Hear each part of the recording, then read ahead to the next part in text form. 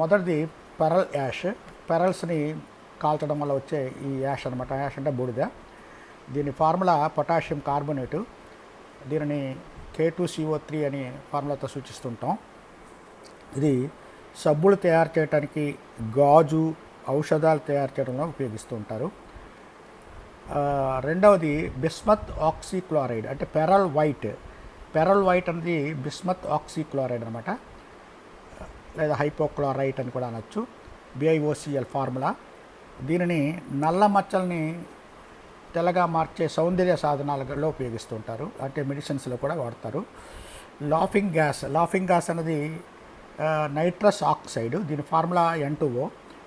ఇది మత్తు మందులో ఉపయోగిస్తారు. అలాగే దంత వైద్యంలో ఎనస్థీషియాగా వాడతారు, అంటే మత్తునిచ్చే, నొప్పి లేకుండా చేసే ఎనస్థీషిక్ ఏజెంట్గా వాడుతూ ఉంటారు.